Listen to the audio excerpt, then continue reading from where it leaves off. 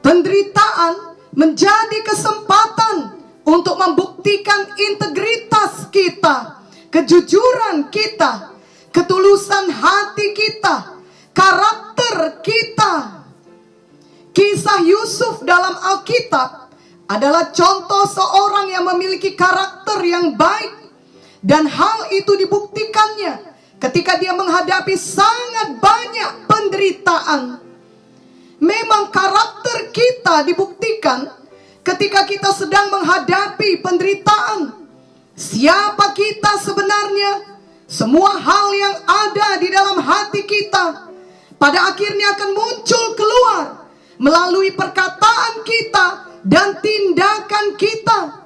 Seperti sebuah spons, ketika ia ditekan akan mengeluarkan apa yang diserapnya atau apa yang ada di dalamnya selama ini.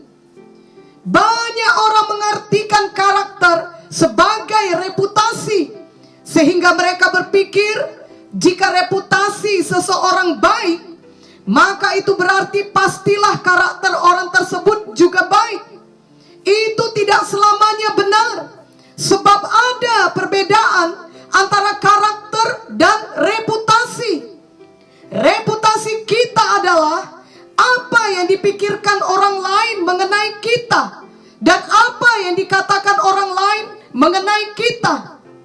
Karakter kita adalah siapa kita sebenarnya, yakni apa yang dikatakan Tuhan mengenai kita.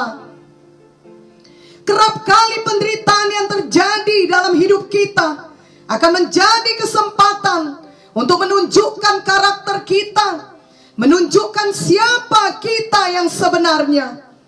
Mungkin kita pernah mendengar seseorang berkata, "Aku sebenarnya adalah orang yang baik." Namun ketika masalah itu datang atau penderitaan itu datang, maka penderitaan itulah yang membuatku berubah menjadi pemarah dan suka mengamuk. Atau mungkin ia berkata, masalah itu atau penderitaan itulah yang memaksaku untuk melakukan penipuan ini.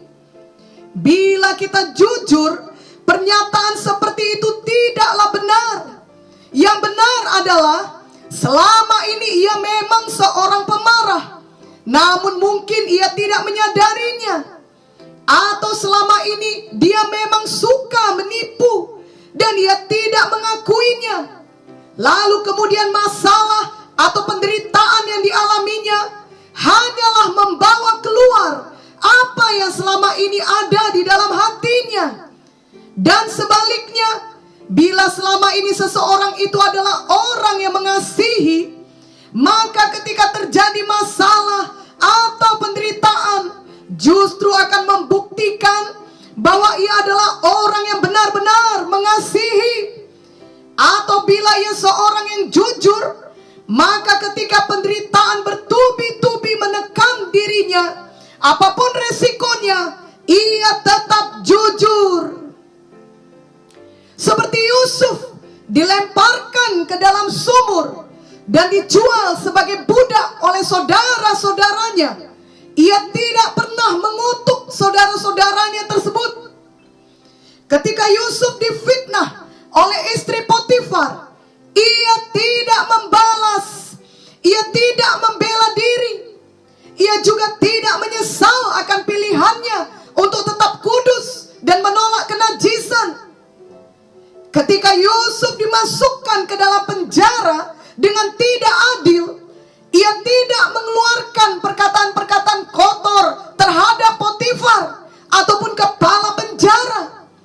Ia juga tidak menjadi patah semangat dan meninggalkan Tuhan. Ia tetap percaya kepada Tuhan, sehingga ia menjalani hari demi hari dengan disertai oleh Tuhan. Tanpa mengalami semua penderitaan itu, orang-orang hanya akan mengenal Yusuf sebagai seorang yang manja karena disayangi oleh ayahnya melebihi saudara-saudara lainnya. Atau ia dikenal hanya sebagai seorang pemimpi dan seorang yang naif saja. Tetapi justru karena semua penderitaan yang dialaminya, Yusuf terbukti sebagai seorang yang kudus, yang mengasihi Tuhan, yang tidak mau berkompromi dengan dosa, walaupun ada kesempatan untuk melakukannya. Karakter Yusuf yang baik justru semakin dinyatakan melalui semua penderitaan yang dia alami. Integritas Yusuf menjadi terbukti karena ia telah melewati berbagai penderitaan dengan menang. Inilah contoh karakter yang baik yang menjadi nyata di tengah semua penderitaan yang terjadi. Terbukti Yusuf tetap memiliki integritas. Integritas berarti kita tetap memelihara komitmen kita walaupun situasi kita berubah. Seharusnya sebagai anak-anak Tuhan, kita semua harus menjadi orang-orang yang memiliki karakter Tuhan, yakni memiliki integritas. Jika sebelum mengenal Tuhan dan sebelum mengikut Tuhan, kita mungkin dibesarkan dalam lingkungan di mana berbuat dosa adalah hal yang biasa, maka sekarang sesudah kita mengenal kebenaran, biarlah kita meninggalkan kebiasaan hidup yang berkompromi dengan semua dosa tersebut. Apakah itu dosa kenajisan, berbohong, mencuri, memfitnah, keegoisan, dan lain sebagainya. Kiranya kita terus bertumbuh dalam memiliki karakter Kristus, yang berarti kita memiliki integritas. Oleh karena itu, kiranya setiap hari pikiran kita selalu dibaharui oleh firman Tuhan, dan kita terus-menerus mengenakan manusia baru, yakni berjalan dalam kebenaran dan kekudusan yang sesungguhnya sepanjang hidup kita. Amin. Kisah Yusuf memberikan kepada kita pengharapan bahwa setiap penderitaan yang kita alami, yang disebabkan karena kepatuhan kita kepada Tuhan, tidak ada yang sia-sia. Di balik semua penderitaan itu selalu ada tujuan Tuhan yang indah. Tuhan memilih Yusuf untuk menjadi penyelamat bagi banyak orang, termasuk bagi keluarganya, dari bahaya kelaparan yang akan melanda dunia pada saat itu. Tuhan turut bekerja dalam semua penderitaan yang terjadi dalam hidup Yusuf, yang mendatangkan kebaikan kepada Yusuf, sehingga semuanya itu membentuk karakter Yusuf dan membuktikan integritasnya, yang membuatnya layak dan benar-benar siap untuk dapat menjadi penyelamat dalam masa kelaparan tersebut.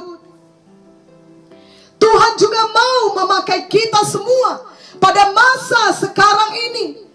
Kiranya kita juga dapat membuktikan diri bahwa kita memiliki integritas di tengah penderitaan.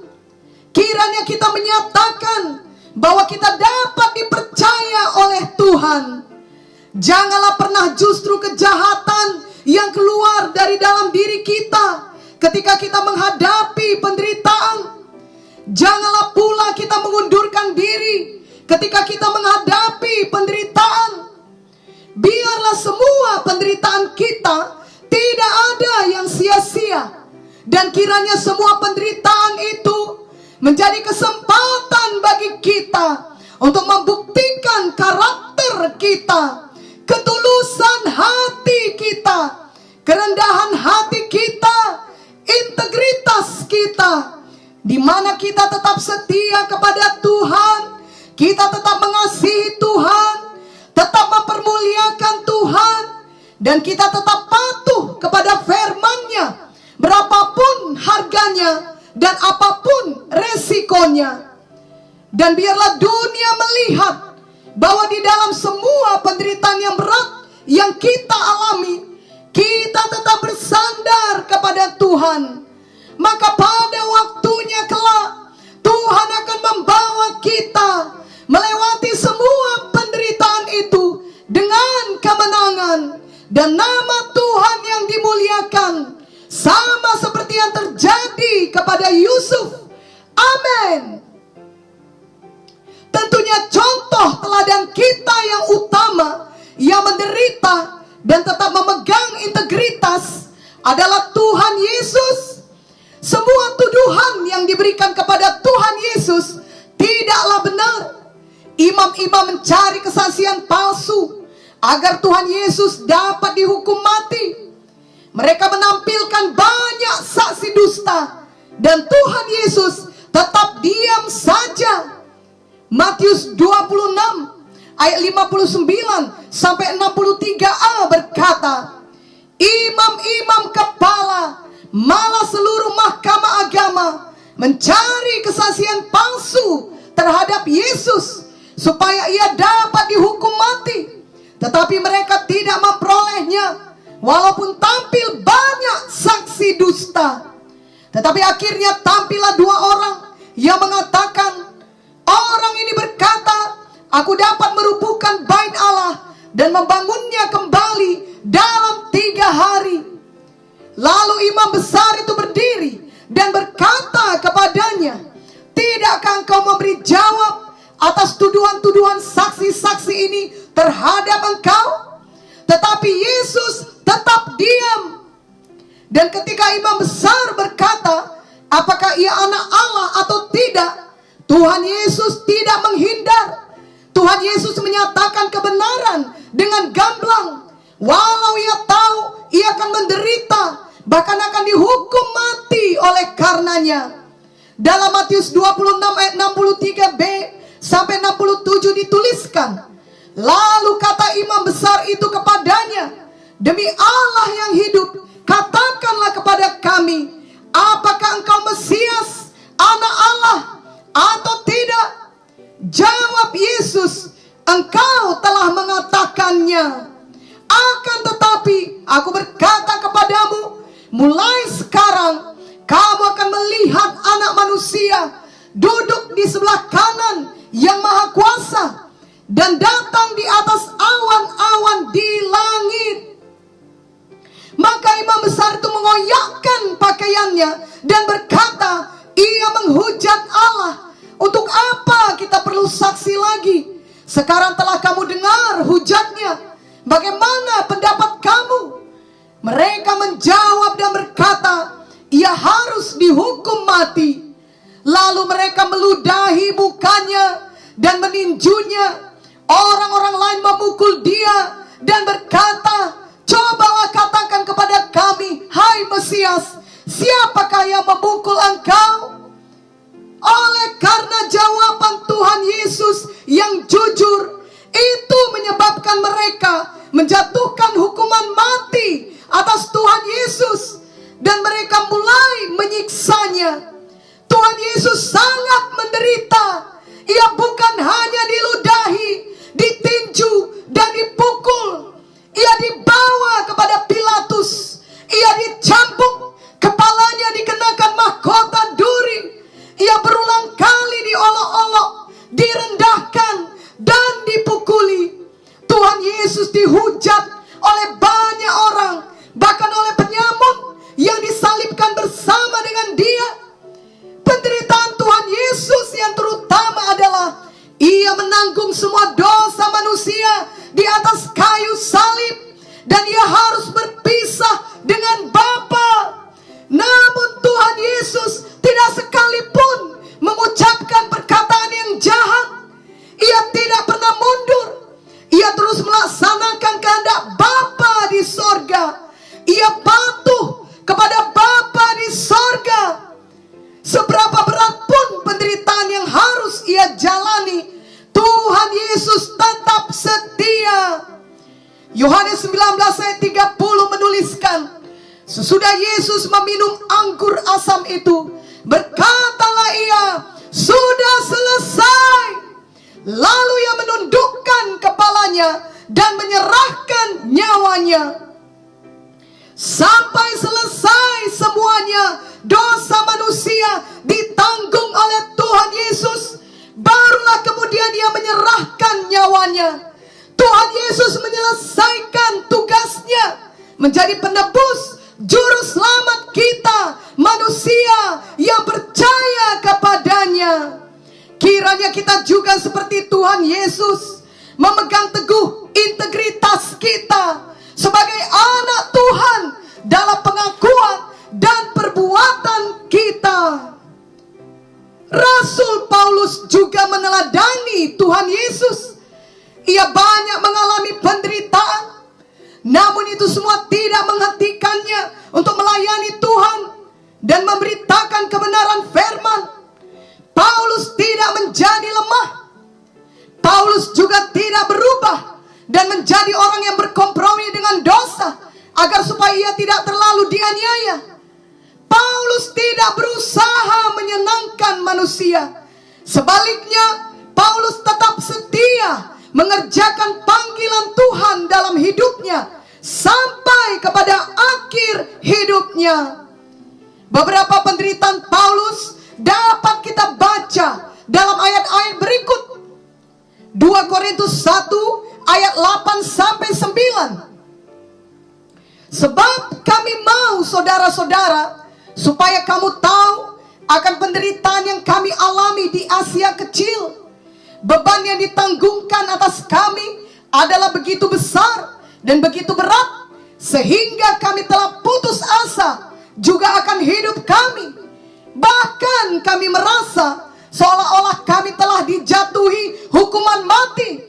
Tetapi hal itu terjadi supaya kami jangan menaruh kepercayaan pada diri kami sendiri, tetapi hanya kepada Allah yang membangkitkan orang-orang mati. 2 Korintus 6 ayat 4 sampai 10.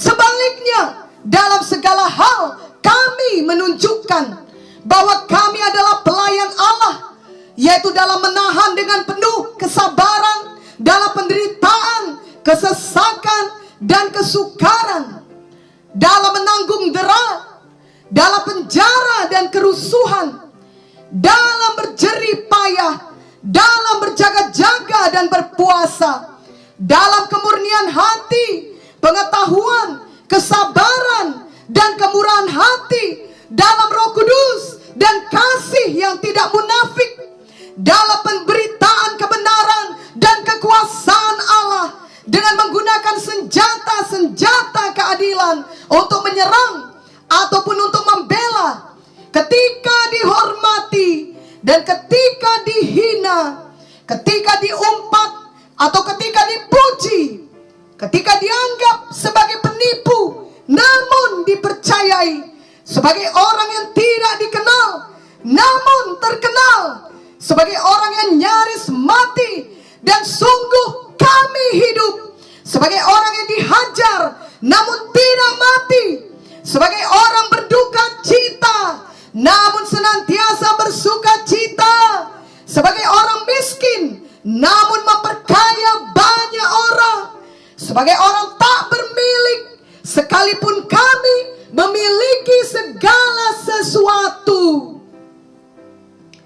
2 Korintus 11 ayat 23 sampai 27. Apakah mereka pelayan Kristus? Aku berkata seperti orang gila, aku lebih lagi. Aku lebih banyak berjerih lelah, lebih sering di dalam penjara, didera di luar batas, kerap kali dalam bahaya maut. 5 kali aku disesah orang Yahudi, setiap kali 40 kurang 1 pukulan.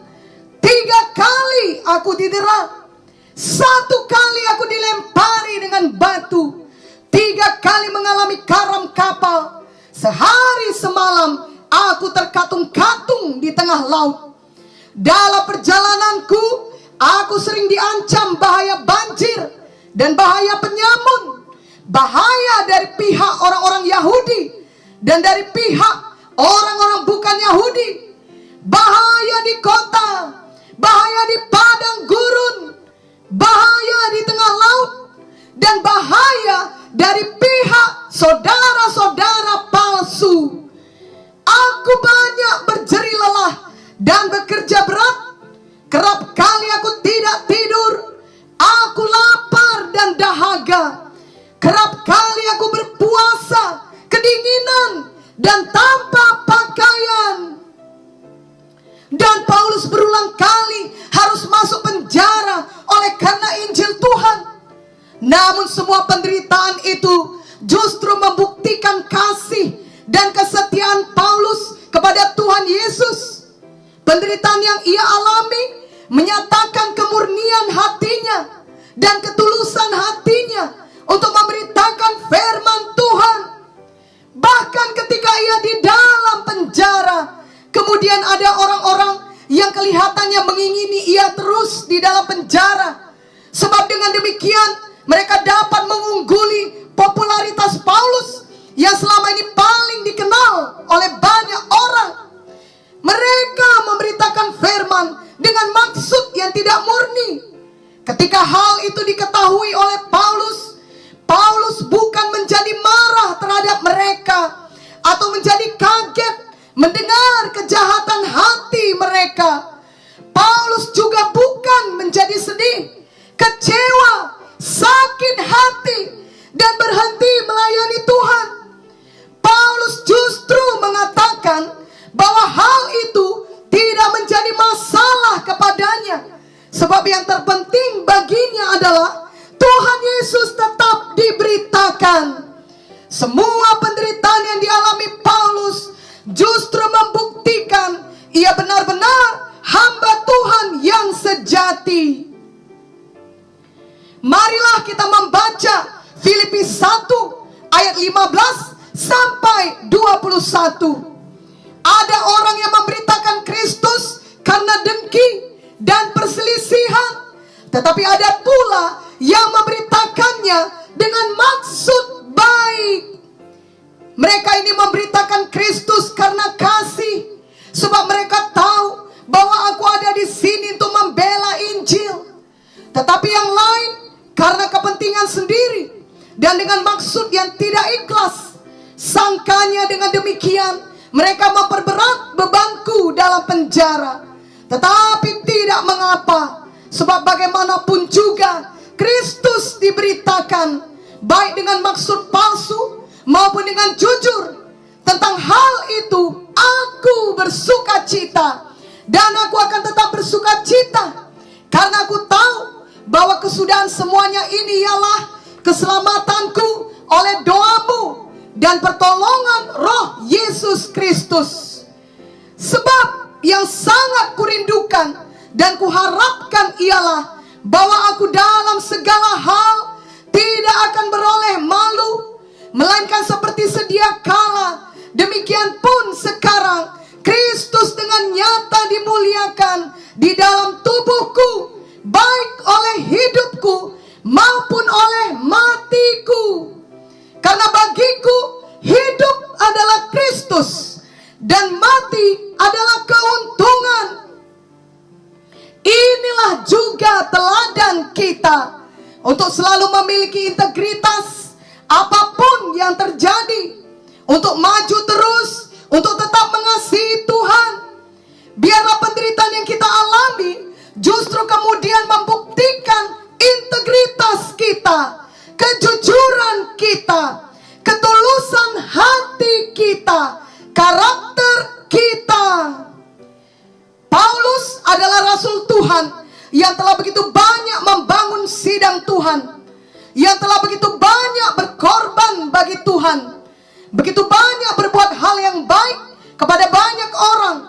Maka secara manusiawi kita berpikir seharusnya dia dihargai, dia dipuji, dia dihormati.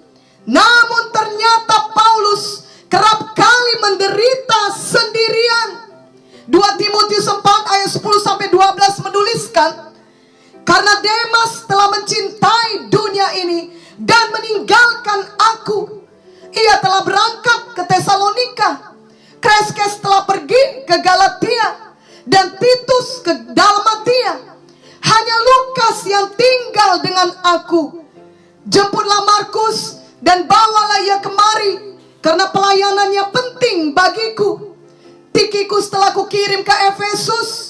jika engkau kemari, bawa juga jubah yang kutinggalkan di Troas, di rumah Karpus, dan juga kitab-kitabku, terutama perkamen itu.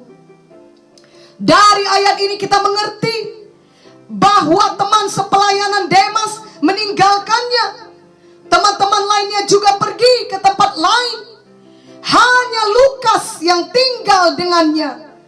Paulus bahkan meminta agar jubahnya dibawakan kepadanya. Tentulah ia merasa kedinginan. Dari sudut pandang manusia, kelihatannya hidup Paulus tidaklah diberkati. Namun tidak demikian dari sudut pandang Tuhan. Dari sudut pandang Tuhan, Paulus sedang mengumpulkan harta yang kekal, mahkota yang mulia, upah yang besar untuk kekekalan. Paulus tidak pernah menyesal akan panggilan Tuhan. Justru ia tetap teguh melayani Tuhan sampai akhir hayatnya. Dalam 2 Timotius 4 ayat 5-8, Paulus menuliskan, tetapi kuasailah dirimu dalam segala hal, sabarlah menderita, lakukanlah pekerjaan pemberita Injil, dan tunaikanlah tugas pelayananmu. Mengenai diriku, darahku sudah mulai dicurahkan sebagai persembahan, dan saat kematianku sudah dekat. Aku telah mengakhiri pertandingan yang baik. Aku telah mencapai garis akhir, dan aku telah memelihara iman. Sekarang telah tersedia bagiku mahkota kebenaran yang akan dikaruniakan kepadaku oleh Tuhan, Hakim yang adil pada harinya. Tetapi bukan hanya kepadaku, melainkan juga kepada semua orang yang merindukan kedatangannya. Kiranya kita juga dapat mengatakan hal yang sama. Dalam penderitaan apapun